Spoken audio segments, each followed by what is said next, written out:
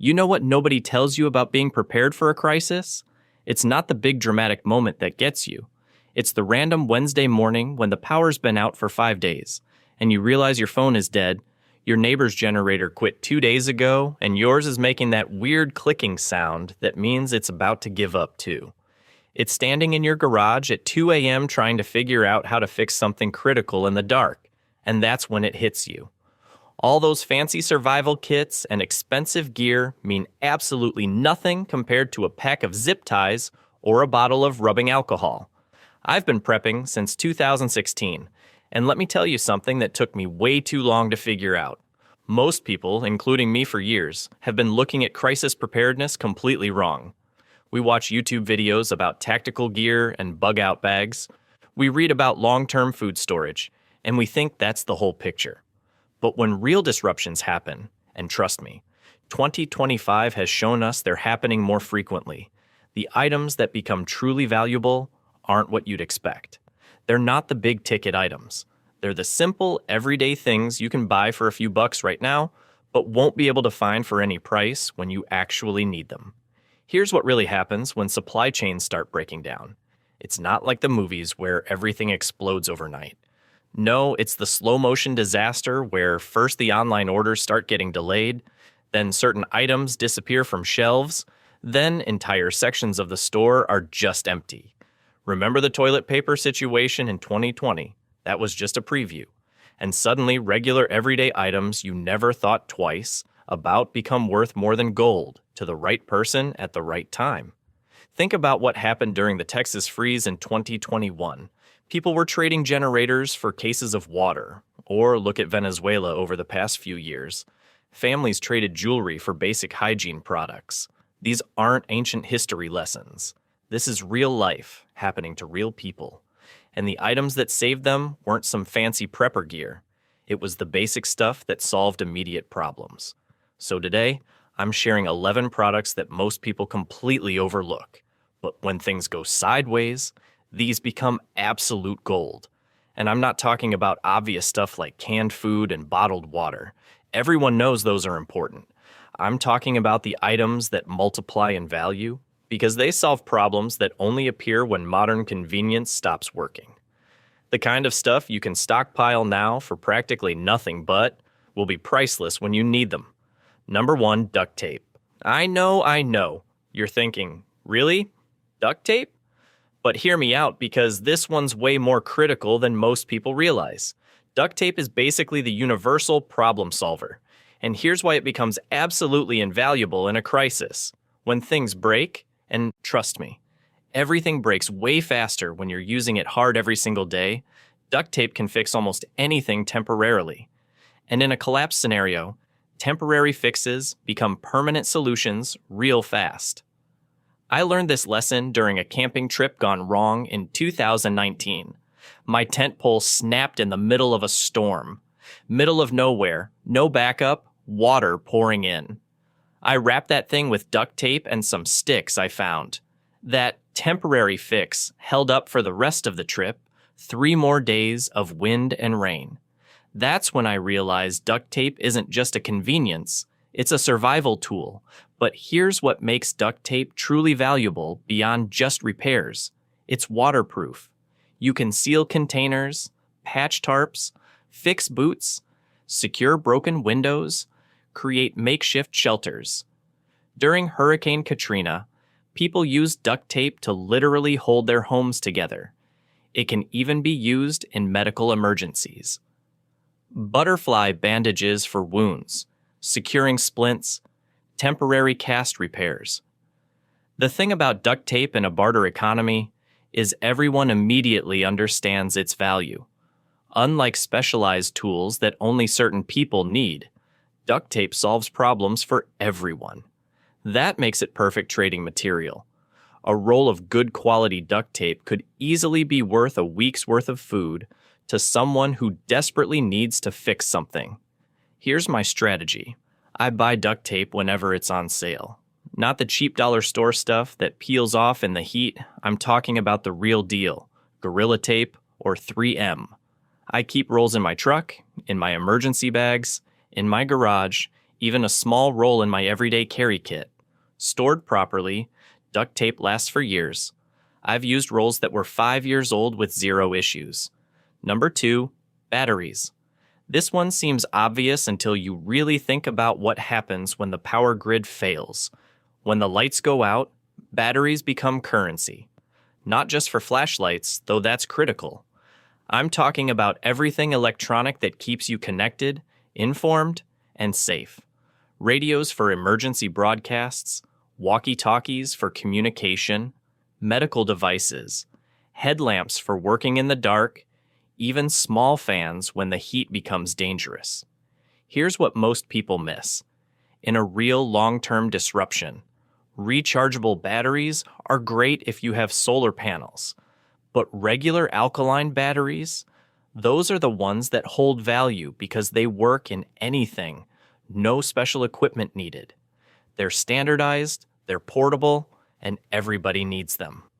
Back in 2020, during the early pandemic chaos, I watched batteries disappear from shelves faster than almost anything else. And here's the thing. People weren't even in a real survival situation yet. Imagine what happens when there's an actual extended blackout or infrastructure failure. Batteries will be worth their weight in gold. The key is buying the right ones. AA and AAA batteries are universal. Almost everything uses them. I also stock some D batteries for heavy duty, flashlights and lanterns, and a good supply of 9 volts for smoke detectors and certain radios. But AA and AAA are the real workhorses. Storage is critical, though. Batteries can leak if stored wrong, ruining everything around them. I keep mine in their original packaging, in a cool, dry place, away from metal objects.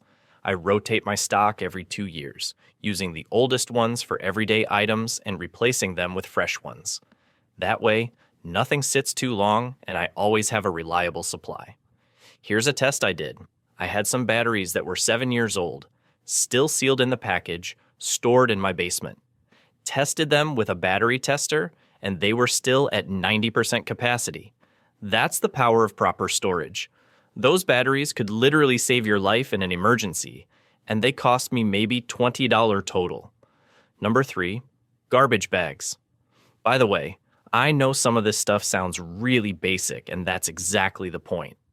When everything complex stops working, simple becomes genius. Speaking of which, if you're feeling overwhelmed trying to figure out what to prep first, I put together a free guide that shows you exactly how to build a solid 30-day emergency supply on a tight budget. It's the same system I used when I first started prepping back in 2016, and honestly, had no idea what I was doing. It includes a complete shopping list with specific items and current prices, plus 25 things most people never think to stockpile. There's even a section on emergency meals you can make with zero cooking skills. It's completely free. I just need to know where to send it. The link is in the description below or in the pinned comment. Grab it now while you're thinking about it, because this is exactly the kind of practical information that helps you get started without getting overwhelmed. Now, let's talk about garbage bags, because this one's going to surprise you. Heavy-duty contractor bags become absolutely priceless in a collapse, and not for throwing away trash, though that's important too. First, sanitation. When sewage systems fail, or you're in a situation without proper facilities, heavy-duty garbage bags become your waste management system. This isn't glamorous stuff, but it's life and death important. Improper sanitation causes disease outbreaks that kill more people than almost anything else in a crisis. But here's where garbage bags really shine. Waterproofing. You can line containers to keep supplies dry. You can create emergency rain ponchos by cutting holes for head and arms. You can cover broken windows. You can even use them as emergency vapor barriers inside walls or under sleeping bags for insulation and moisture protection. During a flood preparedness drill I did with my community in 2022, we learned that contractor bags filled with sand or dirt make excellent emergency flood barriers. One person in our group actually used this technique for real a few months later when a pipe burst in their basement. Saved thousands of dollars in water damage with about $10 worth of garbage bags. Medical applications are huge too. Biohazard containment. If someone gets sick, garbage bags can isolate contaminated materials. They can even be used to create emergency stretchers or transport equipment. In developing countries, aid workers use garbage bags for exactly these purposes when proper medical supplies aren't available. Here's what makes garbage bags incredibly valuable in a barter scenario. They're lightweight, they stack flat so they take up almost no space, and one bag can solve 100 different problems. A box of contractor-grade bags has 25 bags. That's 25 potential trades, 25 problems solved. And it costs maybe $15 right now. I keep multiple boxes of heavy-duty contractor bags, the thick black ones rated for construction debris. Those won't rip when you need them most. I also keep some of the thinner kitchen bags for lighter-duty tasks. Stored in their original boxes, away from sunlight and heat, garbage bags last indefinitely. Number 4, rubbing alcohol. This is the sleeper item that becomes worth its weight in gold. And I mean that literally. When medical infrastructure breaks down, infection becomes the number one killer. Not violence, not starvation, infection. A simple cut on your hand that gets infected can kill you in a world without antibiotics and hospitals. That's where rubbing alcohol becomes a lifesaver. Most people think of rubbing alcohol as that stuff that stings when you put it on a scrape. But it's so much more than that. It's one of the most effective disinfectants you can get. It kills bacteria, viruses, and fungi on contact. In a world where medical care might be days away, weeks away, or might not exist at all, the ability to properly disinfect a wound is literally the difference between life and death. But rubbing alcohol isn't just for wounds. It's an incredible multi-purpose tool. You can use it to sterilize medical instruments, clean surfaces that might harbor pathogens, even disinfect water containers before use. It evaporates completely, leaving no residue, which makes it perfect for cleaning things you'll use for food or medical purposes. Here's an application most people never consider. Fire starting. Rubbing alcohol is highly flammable. In an emergency, it can help start fires in wet conditions. A cotton ball soaked in rubbing alcohol will light even when damp and burn hot enough to ignite damp kindling. I've tested this personally in a rainstorm. It works. The cooling effect is valuable too. In extreme heat, rubbing alcohol can be used for evaporative cooling on pulse points to help prevent heat stroke. It's a technique used by medics in hot climates. Soak a cloth, apply to wrists, neck, and forehead, and the rapid evaporation pulls heat away from the body. During the early days of the pandemic, rubbing alcohol disappeared from stores, completely gone, and that was when supply chains were still mostly functioning. Imagine what happens in a real long-term crisis. People who had stockpiled rubbing alcohol were sitting on liquid gold. Here's the prep hack. Buy the 70% concentration, not the 90%. The 70% is actually more effective for disinfection because it doesn't evaporate as quickly, giving it more time to kill pathogens. I buy the large bottles when they're on sale, stored in a cool, dark place, sealed tight. Rubbing alcohol maintains potency for years. I've tested bottles that were 4 years old and they worked perfectly. Number 5, salt. Everyone thinks about food storage, but salt? This one makes people pause until they really understand what salt actually does. Salt isn't just for flavoring food, though that's important for morale. Salt is one of the most critical substances for human survival. Your body literally cannot function without it. You need sodium for nerve signals, muscle contractions, and maintaining proper fluid balance. Without adequate salt, you can die even if you have plenty of food and water. But here's where salt becomes truly valuable in a crisis. Food preservation. Before refrigeration existed, salt was how humanity preserved meat and vegetables. It works by drawing moisture out of food, creating an environment where bacteria can't survive. This means you can preserve food for months or even years without electricity or modern canning equipment. During my wilderness training in Montana, we learned old-school preservation techniques. Salt curing meat, making salt brine for vegetables, even using salt to preserve fish. These aren't ancient skills. They're practical methods that work right now if you know how to do them. And in a long-term collapse, these skills become essential. Salt also has incredible medical applications. Saline solution for wound irrigation. Gargling salt water for throat infections. Salt paste for drawing out infections from boils or abscesses. These are techniques that have been used for centuries because they work. Emergency rooms in developing countries still use salt solutions when modern supplies are limited. Here's an application nobody talks about. Electrolyte balance. When you're working hard physically, especially in heat, you lose salt through sweat. Without replenishing it, you can develop dangerous electrolyte imbalances that lead to muscle cramps, confusion, even heart problems. Homemade oral rehydration solution is just salt, sugar, and water in the right proportions. That simple mixture has saved countless lives in crisis situations. The trading value of salt in a collapse is historical fact. Roman soldiers were literally paid in salt. That's where the word salary comes from. Salt routes were major trade arteries. Wars were fought over salt supplies. It's not just important, it's essential. I stockpile plain iodized table salt in large quantities. It's incredibly cheap right now. A 4-pound container costs maybe $3 and lasts a family of 4 several months under normal use.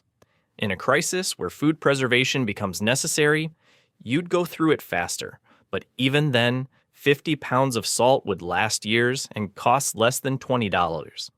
Storage is easy too. Salt doesn't expire, it's literally a mineral.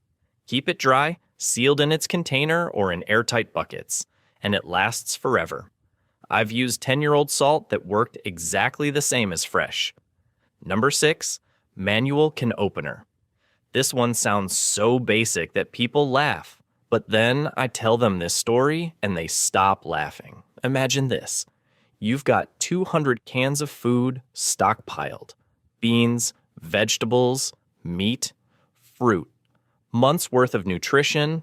The power's been out for 2 weeks. Your electric can opener obviously doesn't work. You reach for your manual can opener and realize it broke last year and you never replaced it. Or worse, you never had one because you always used the electric one. Now you're staring at all that food you can't access. That's not a hypothetical. That's happened to real people. During Hurricane Maria in Puerto Rico, people had food but couldn't open cans because they didn't have manual can openers or their cheap ones broke. Think about that. Starving with food right in front of you because of a $5 tool you didn't have.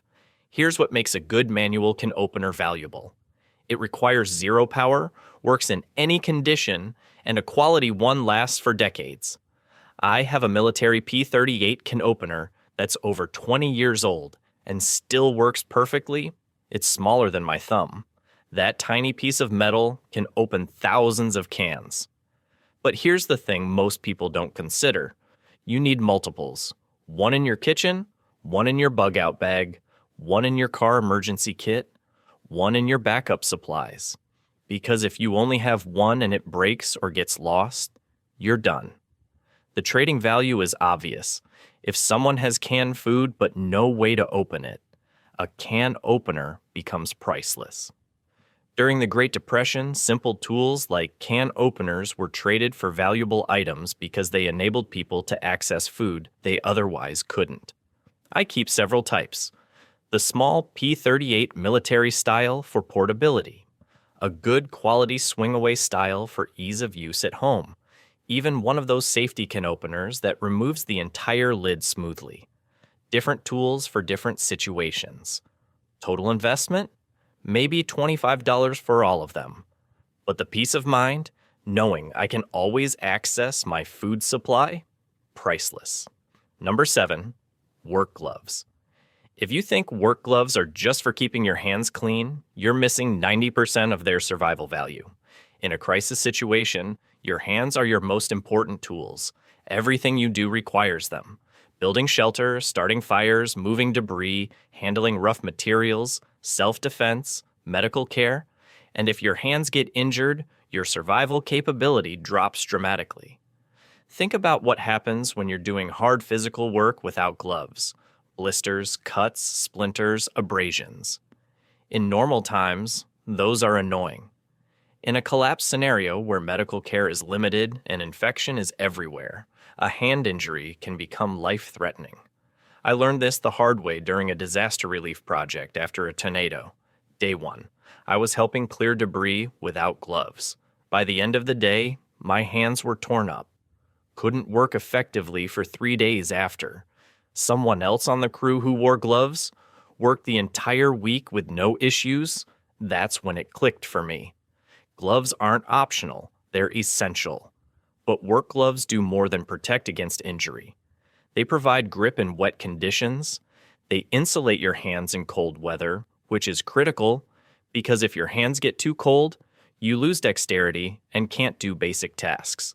They even offer a level of cut resistance that could be important when handling sharp materials or even in self-defense situations. Here's an application most people never consider. Gloves can be improvised into water carriers by tying off the deer. Wrist. They can serve as pot holders for hot cookware. They can even be used as makeshift mittens for children by putting multiple small hands in one glove.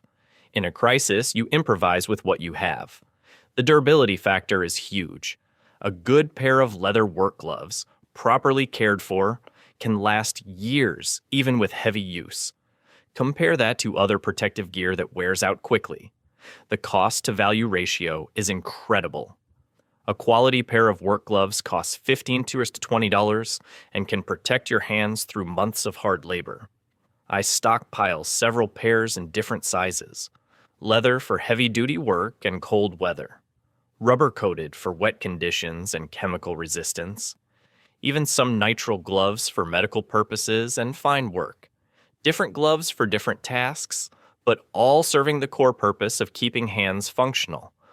Number 8, lip balm. Here's something people don't realize until they experience it. When you're outdoors constantly, exposed to wind, sun, cold, and dry air, your lips crack. And I'm not talking about a little uncomfortable dryness. I'm talking about deep, painful cracks that make eating difficult, drinking painful, and leave you vulnerable to serious infection. Lip balm isn't just about comfort, though comfort matters way more than people think in survival situations.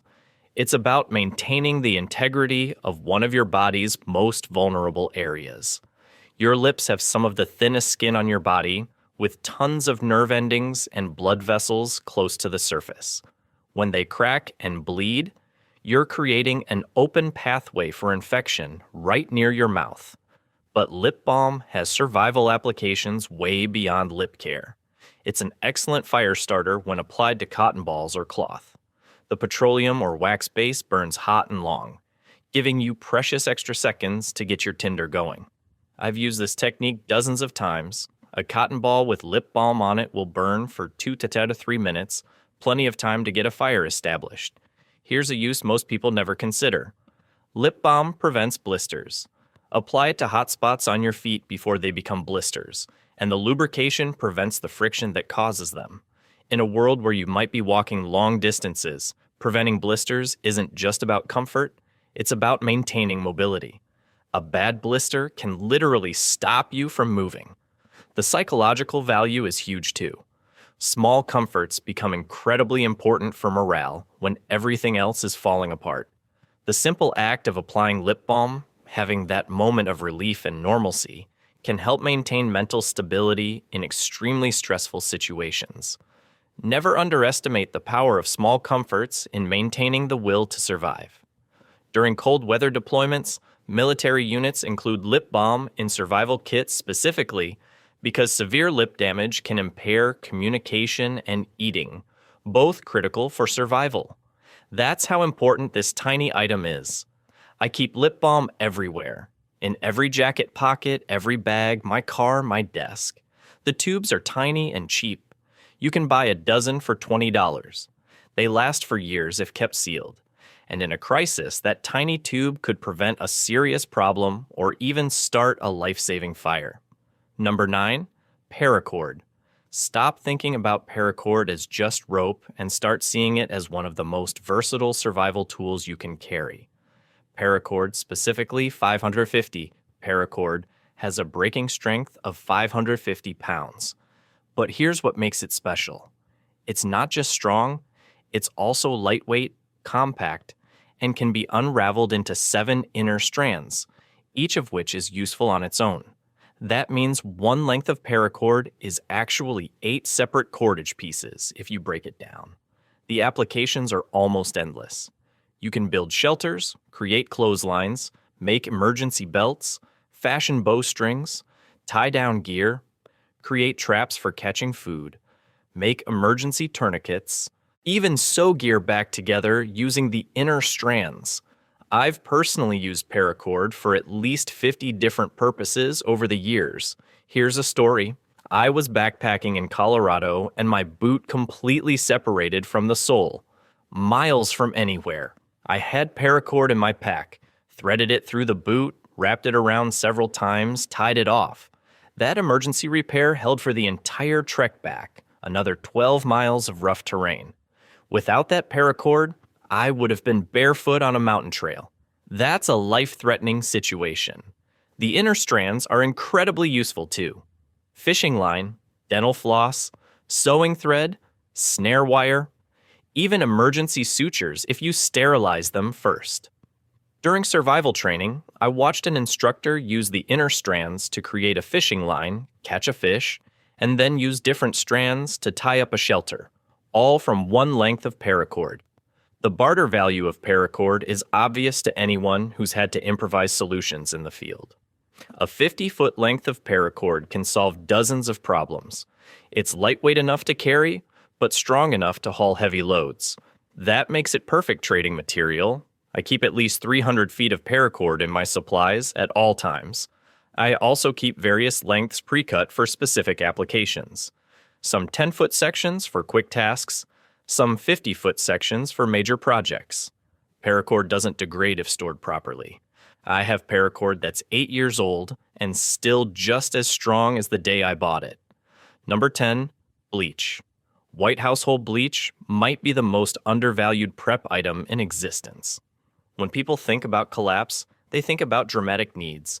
But the silent killer in any prolonged crisis is poor sanitation and contaminated water. Bleach is your weapon against both. Bleach is one of the most powerful disinfectants available to regular people. It kills virtually everything: bacteria, viruses, fungi, mold, parasites.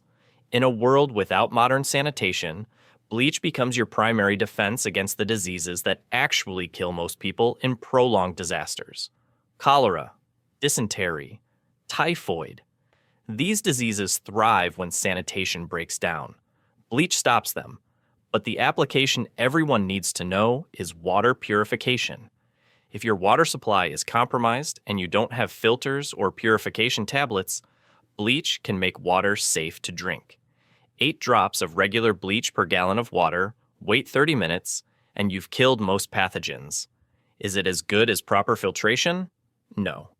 But when you're choosing between questionable water and dehydration, bleach could save your life. Here's what happened during Hurricane Katrina. The water supply was contaminated for weeks. People who had bleach could purify water from puddles, rain collection, even the flood water after proper filtration. People without bleach, they risked cholera and other waterborne diseases.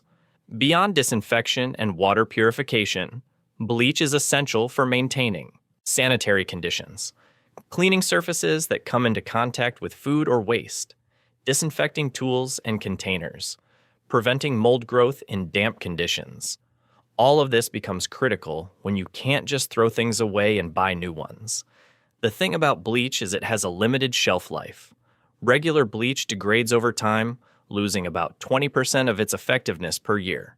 But here's the hack. Buy it regularly and rotate your stock. Use the oldest bottles for cleaning and replace them with fresh bottles. That way, you always have effective bleach when you need it most. I keep several gallons of plain, unscented bleach.